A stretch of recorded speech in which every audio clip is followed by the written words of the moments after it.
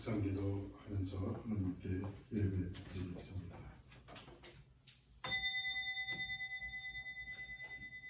이스라엘아 들으라. 우리 하나님 여호와는 오직 유일한 여호와이시니 나는 마음을 다하고 뜻을 다하고 힘을 다하여 내 하나님 여호와를 사랑하라. 성부, 성자, 성령, 삼위일체 하나님께 신령과 진정으로 예배 드립니다.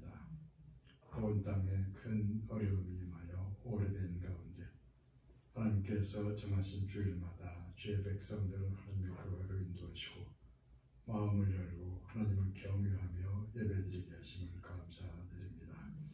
예배 처소들마다 성령으로 충만케 임하셔서 주의 사함의 은총을 새롭게 하시옵소서. 정결한 마음으로 드리는 모든 예배를 통하여 하나님께서 홀로 영광을 받으시오며 어려운 시대에도 믿음의 열매를 맺어가며 세상에 하나님의 영광을 드러낼 수 있도록 은혜가 충만한 예배가 되게 인도하시옵소서. 예수님의 이름으로 기원하옵나이다. 아멘. 38장 앉아서 하겠습니다.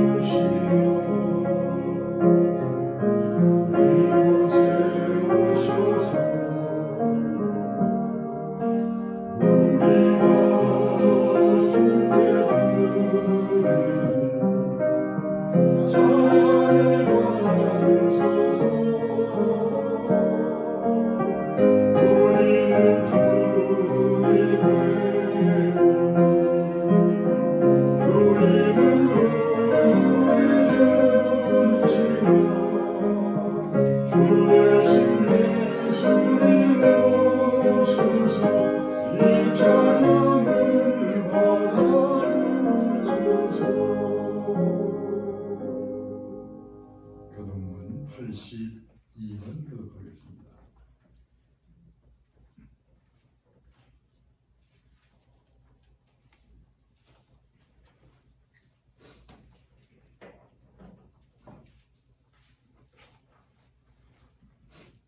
너희 안에 이 마음을 품으라. 곧 그리스도의 마음이니 그는 근본 하나님의 본체시나 하나님과 동등됨을 취할 것으로 여기지 아니하시고 오히려 자기를 비워 종의 형체를 가지사 사람과 같이 되셨고 사람의 영광으로 나타나사 자기를 낮추시고 죽기까지 복종하셨으니 곧 십자가에 죽으심이라. 그러므로 하나님의 그를 지극히 높여 그를 위하여 자신을 주사 하늘에 있는 자들과 땅에 있는 자들과 땅 아래에 있는 자들로 모든 이들을 예수의 이름에 홀게 하시고 모든 입으로 예수 그리스도를 주라 시인하여 하나님 아버지께 영광을 돌리게 하시느니라. 아멘. 신앙 고백하겠습니다. 나는 전능하신 아버지 하나님 천지의 창조주를 믿습니다. 나는 그의 유일하신 아들 우리 주 예수 그리스도를 믿습니다. 그는 성령으로 잉태되어 동정녀 마리아에게서 나시고 본디오 빌라도에게 고난을 받아 십자가에 못 박혀 죽으시고 장사된 지 사흘 만에 죽은 자 가운데서 다시 살아나셨으며 하늘에 오르시어 전능하신 아버지 하나님 우편에 앉아 계시다가 거기로부터 살아있는 자와 죽은 자를 심판하러 오십니다. 나는 성령을 믿으며 거룩한 공교회와 성도의 교제와 죄를 용서받는 것과 몸의 부활과 영생을 믿습니다. 아멘. 273장 전하겠습니다.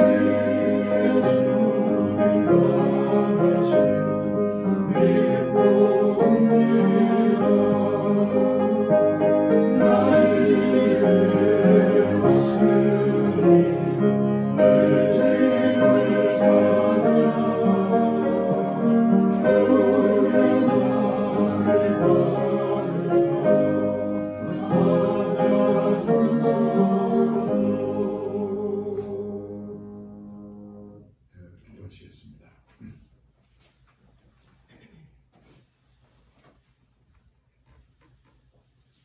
아버지 하나님이시여, 어려운 시절에도 주께서 택하신 백성들을 정하신 시간마다 불러 모아서 이렇게 예배를 드리게 하시고 하나님께서 예배를 받으시오니 감사를 드립니다. 어려운 시대를 살아가는 저희들에게 믿음이 없었음을 고백합니다.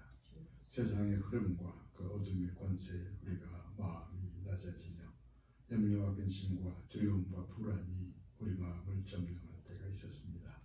그러나 아버지 하나님이시여, 하나님께서는 다시 말씀을 기억하게 하시고 성령 우리를 마음 주장하셔서 믿음, 소망, 사랑을 회복해 인도하심을 감사드립니다.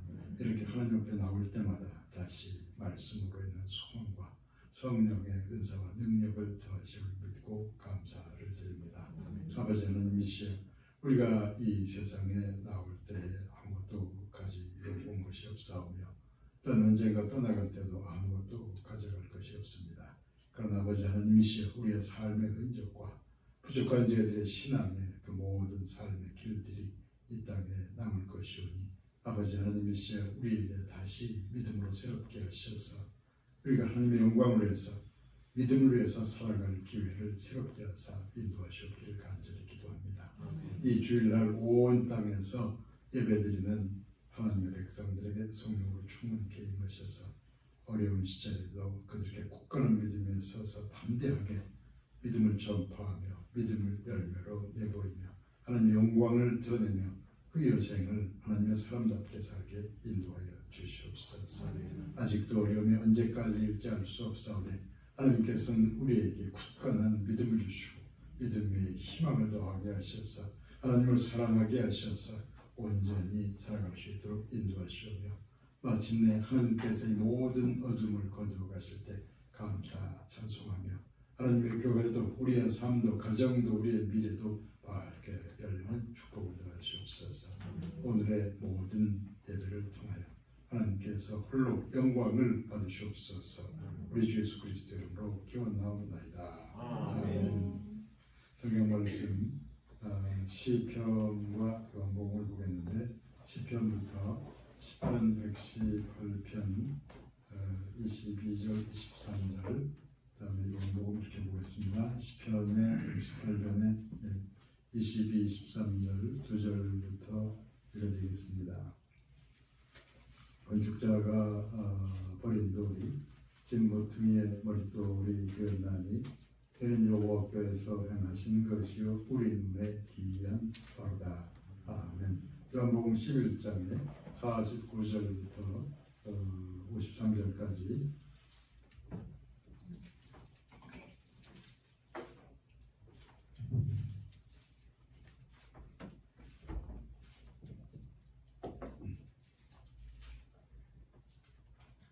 그 중에 한 사람 그의 대제사장인 가야바가 그들에게 말하되 너희가 아무것도 알지 못하는도다.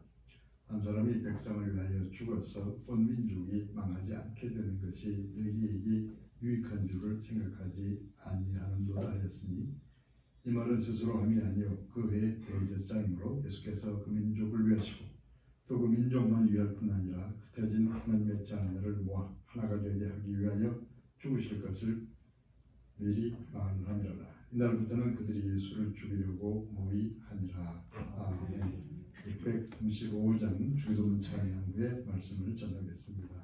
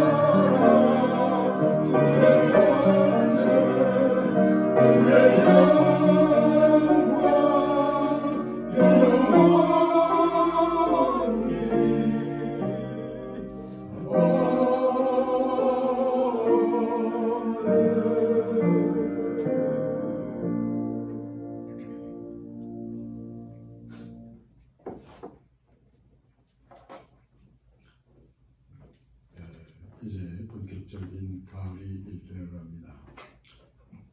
코로나 바이러스 때문에 좋아서 그런지 미세먼지가 많이 사라졌습니다. 요즘은 서울의 밤하늘에서도 반짝이는 별을 볼 수가 있습니다.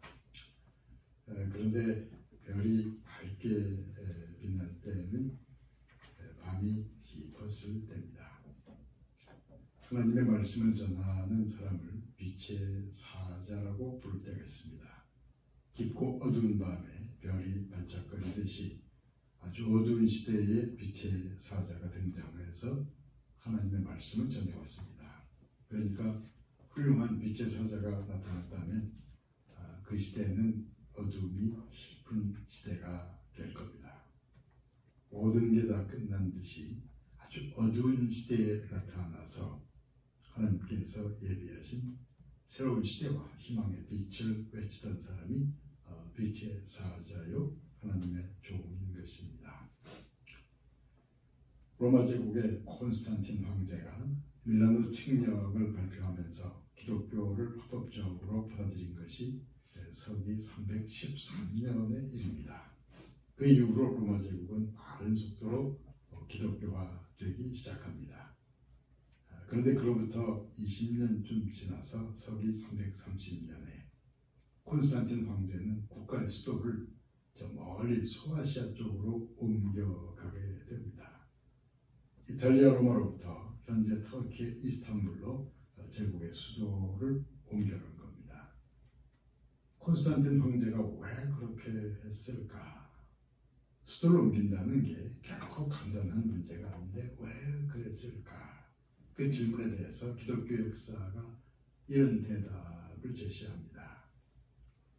동방으로부터 이방인들이 자주 침략해 왔기 때문에 수도를 동쪽으로 옮겨서 그 침략에 대비하려고 했다는 겁니다. 그리고 이런 대답도 있습니다. 로마 역사가 아주 오래돼서 전통적인 종교 정치 문화의 뿌리가 너무 깊어서 그 로마에서는 나라를 새롭게 일으키기가 어려웠다는 겁니다. 일반적으로 알려진 것은 그런 대답들입니다. 그런데 나라를 새롭게 일으키려고 먼 곳으로 수도를 옮겨가려면 그때 황제 한 사람의 포부나 야망 때문이라고 말할 수도 있지 않겠는가. 저는 일반적으로 그렇게 생각하는 편이었습니다. 근데 요즘에 저는 조금 다른 방향에서 생각하려고 합니다. 로마 제국 전체 역사 전체를 생각할 때 그 콘스탄틴이 황제가 된 시점은 로마 제국이 아주 기울어갈 때였습니다. 로마 제국은 기원전 8세기에 세워졌고 또 로마가 멸망한 것은 서기 476년의 일입니다. 그리고 콘스탄틴이 기독교를 받아들이고 수도를 옮기고 했던 것은 로마 제국이 멸망하기 전 150년쯤 전의 일인 걸 알 수 있습니다. 로마 제국이 다 기울어가던 시기에 어떻게 하면 기울어가는 이 제국을 다시 일으킬 것인가? 국가의 새로운 시작을 꿈꾸면서 수도를 먼 곳으로 옮겨갔을 것이라 그렇게 생각된다는 말씀입니다.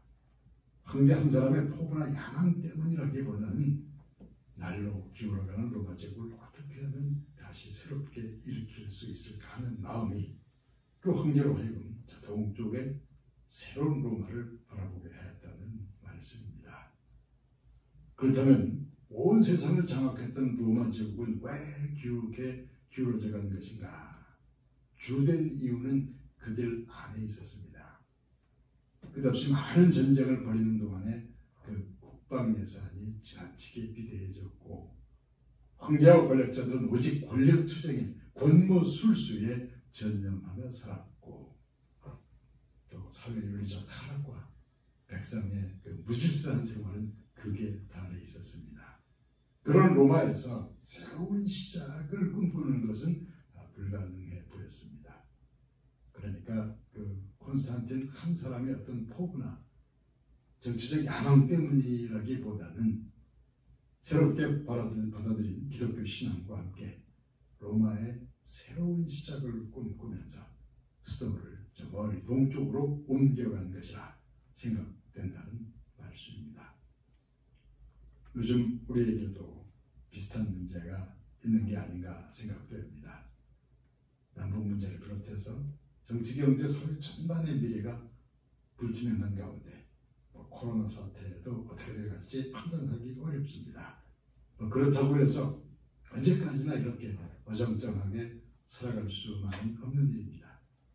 미래가 불투명하다고 해도 새로운 시작을 꿈꾸면서 기도하는 일이 이 시대의 기독교인들에게 주어진 사명이라고 생각됩니다.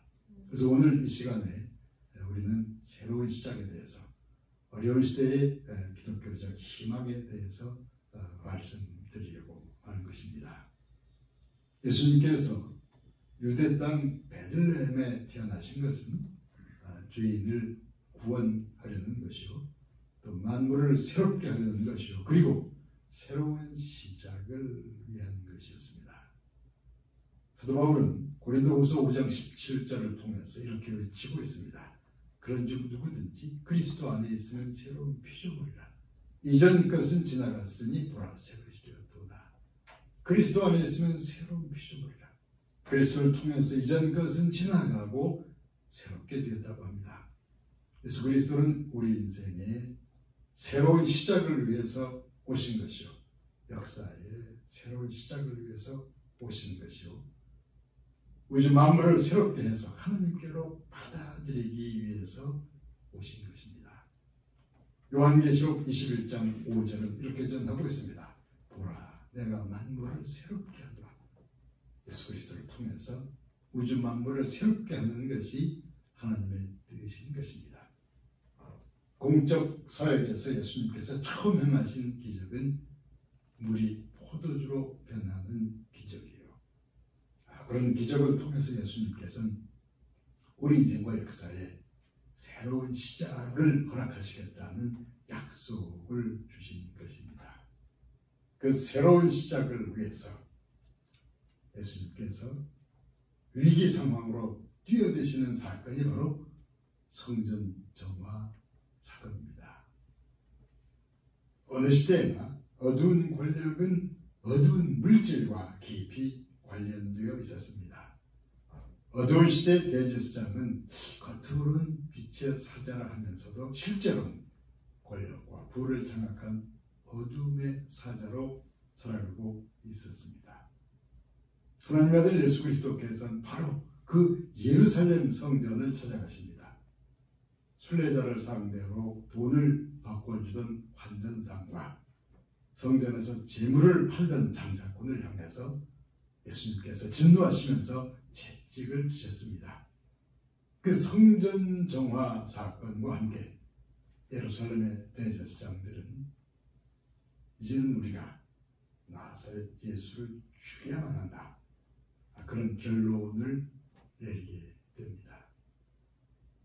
예수님께서 성전 정화를 하셨다면 이제 유대 백성의 신앙생활이 새롭게 시작될 거라 생각하면서 대제사장과 모든 백성이 환영하지 않았을까 생각하실지 모릅니다. 실상은 그 반대입니다. 예수님께서 진노하시면서 채찍을 치셨을 때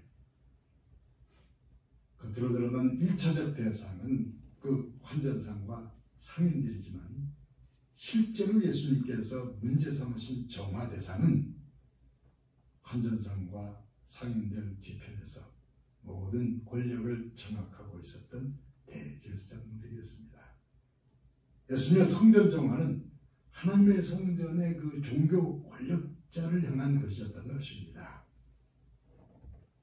현재 권력자인 사람은 현재 자신의 그 현재의 권력을 최대한 지키려고 합니다. 현재와 권력에 집중해야 하기 때문에 미래나 희망에 대해서는 관심 가질 여유가 없습니다. 권력을 이용하든 돈을 이용하든 합법을 빙자하든 어떻게 하든 간에 현재의 권력과 나를 지키려고 하는 겁니다. 나와 권력은 오래 살아남아야 하기 때문에 나 대신 누군가가 죽어야 합니다. 나와 현재를 지킬 수 있다면 미래와 희망 같은 것은 사라져도 상관없습니다. 현재와 권력을 위해서 양심이나 신앙이나 희망은 한동안 숨을 죽여야 합니다. 그러니까 진실이나 희망을 내세우며 현재 권력에 저항하는 인간이 있다면 그런 인간은 십자가로 보내야 합니다. 경험과 전통과 권위를 지켜야 하기 때문에 근본적인 변화나 새로운 시작 같은 이야기는 처음부터 싹을 잘라야만 합니다. 그래서 그 대제사장 무리들은 하나님의 아들을 죽여서라도, 성대 하나님을 죽여서라도, 하나님을 죽여서라도 성전의 권력과 전통과 권위를 지키려고 했던 겁니다. 그러한 그들의 어두운 계략은 성공적으로 진행됩니다. 모든 일에 자세한 내막은 잘 모르는 그 백성을 동원하고 선동해서 저런 인간 나사렛 예수는 죽여야 한다고 열심히 소리치게 했습니다. 목요일이 어두운 밤이었지만 나사렛 예수를 체포하고 끌고 가서 대제사장 앞에서 신문과 조사 과정을 마쳤습니다. 무슨 일이든 합법적으로 진행해야 하니까 로마 총독 빌라도를 십자가 사건의 중심으로 끌어들입니다. 전통과 권위, 종교 권력과 소유, 그 모든 세상 건축을 굳건히 유지하기 위해서 지금 우리는 오직 한 가지만 해내면 될 거다, 그렇게 생각했습니다. 그 오직 한 가지에 대해서 대제사장 가야바가 이렇게 외칩니다. 요한복음 11장 49절과 50절은 이렇게 전하고 있습니다. 대제사장인 가야바가 그들에게 말하되 너희가 아무것도 알지 못하는도다. 한 사람이 백성을 위해서 죽어서 온 민족이 망하지 않게 되는 것이 너희에게 유익한 줄을 생각하지 아니하는도다. 너희가 어찌 그것을 모르고 살아가는가? 조용히 살아오던 백성에게 헛된 희망을 전파해온 그 한 인간만 죽이면 유대민족이나 하나님의 성전이나 로마 제국이나 다 평안하게 될 것이 아닌가. 대제사장 가야바는 하나님의 아들을 죽여 없애자는 의견을 제시하고 있었습니다. 인류 역사상 가장 비참한 최악의 메시지를 전하고 있었던 셈입니다. 요한복음 11장 53절은 이렇게 전하고 있습니다. 이 날부터는 그들이 예수를 죽이려고 모이하니라. 대제사장 가야바가 그렇게 외친 날부터 나사렛 예수를 십자가에 못 박는 일이 구체적으로 진행되기 시작한 것입니다. 대제사장과 서기관, 공회원, 그리고 로마의 총독과 군인들 모두가 합세해서 나사렛 예수를 골고다 십자가에 죽여서 내버리려고 합니다.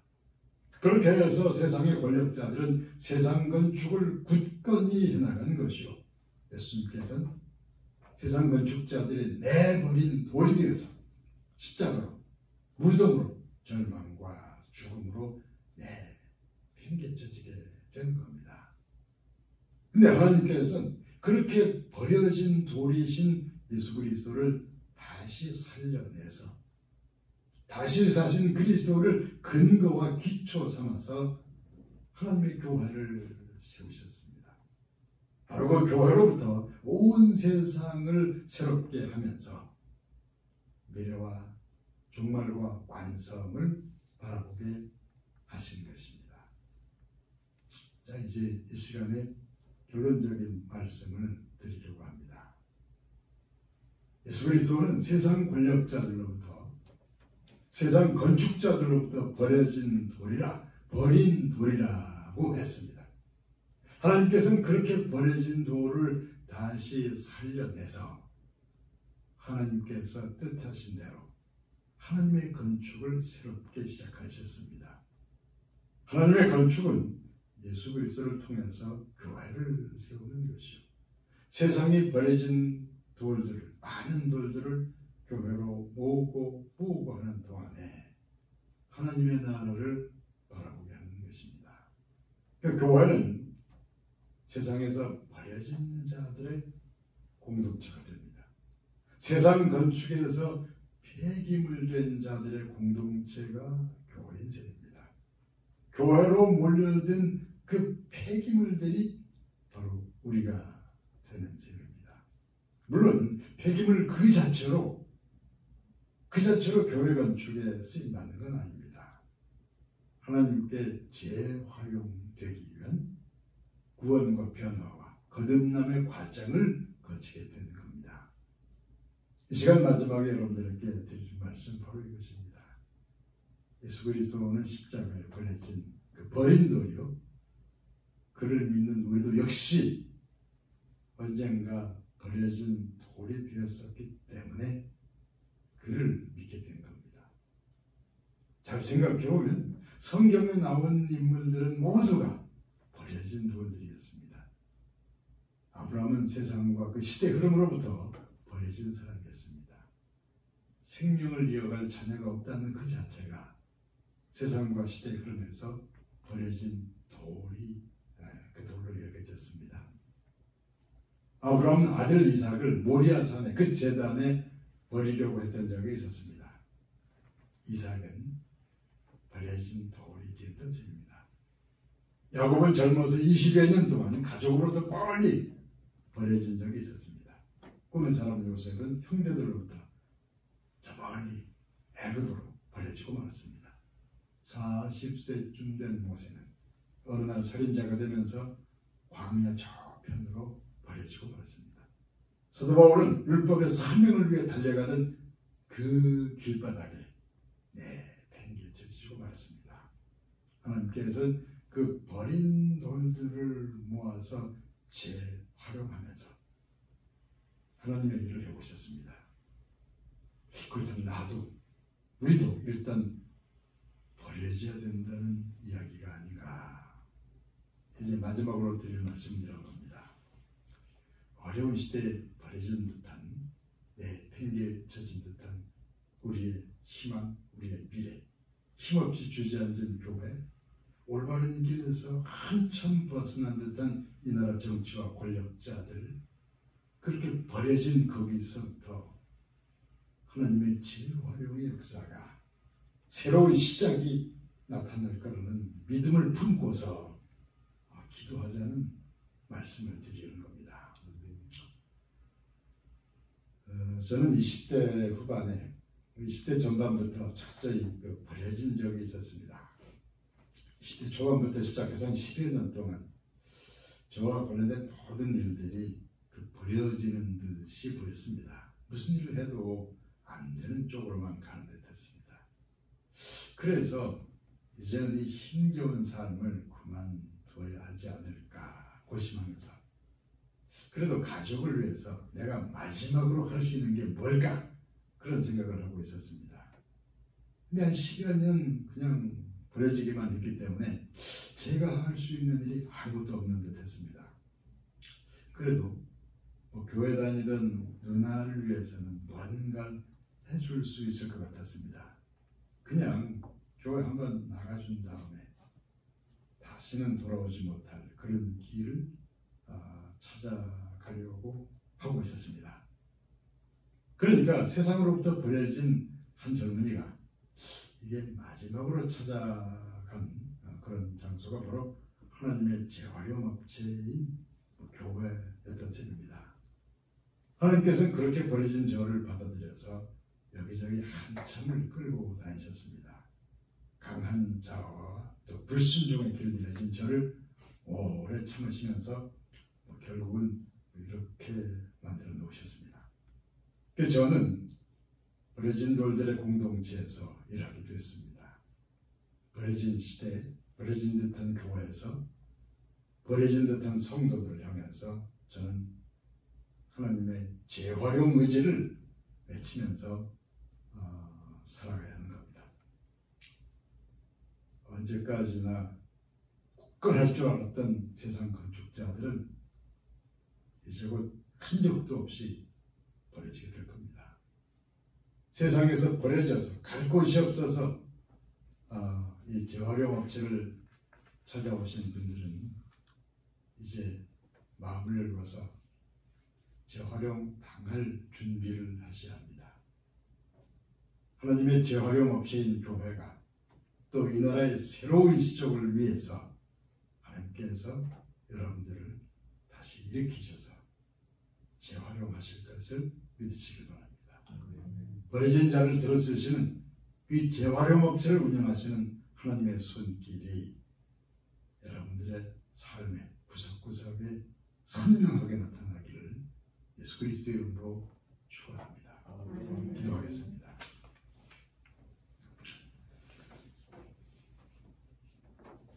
아버지 하나님이시여, 날로 깊어가는 어둠과 무질서 가운데서도 하나님께서 말씀과 성령의 역사로 우리를 깨우셔서 하나님의 그 새로운 시작을 위한 손길을 바라보게 하시옵소서.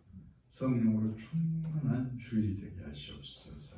예수님의 이름으로 기도하옵나이다. 아멘. 488장 전하겠습니다.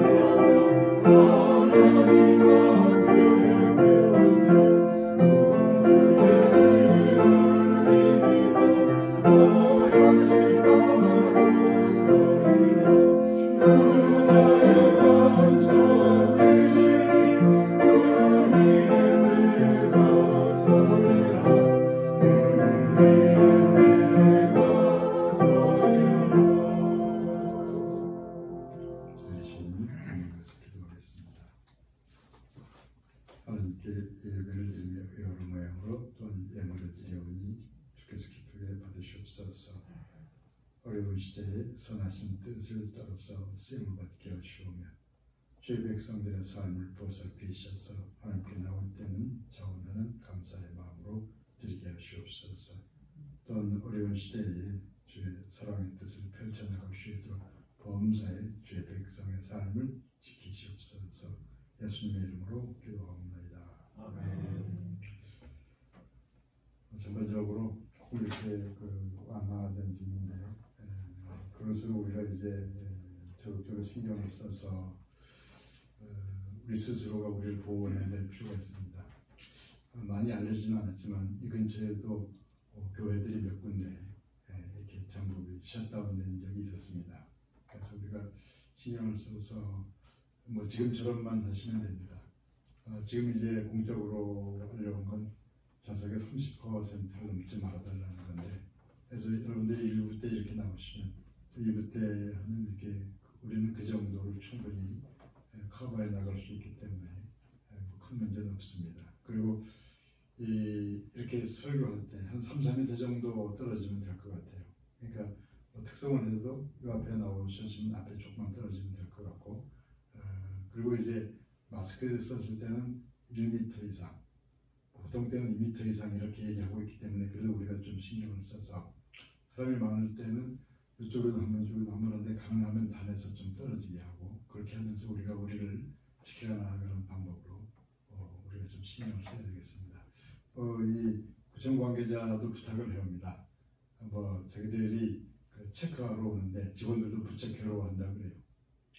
여러분들도 아시다시피 요즘 많은 사람이 크리스천들이기 때문에 그래서 이제 그들도 괴로워하니까 뭐 무리하지 않게 서로 좀 협조해서 받아들여 합시다 해서 그렇게 알고 여러분들 예배 때마다 체크하러 오는 사람은 그렇게 부정적으로 안 보셔도 좋을 것 같습니다. 그래서 여러분들 어려운 시대 모두가 좀 어렵게 살아왔는데 조금 더 인내하면서 전반적으로 풀리길 기대해야 되겠습니다. 다음 주부터는 짧은 성경 공부 자료를 한 가지씩 드리도록 하겠습니다. 주보도 다음 주부터는 공식적으로 만들고 그동안은 이렇게만 했는데 그렇게 참고하시고 여러분들 준비를 그렇게 하시길 바랍니다. 일어서서 그냥 앉아서 하시죠. 510장 찬양하고 초도하겠습니다.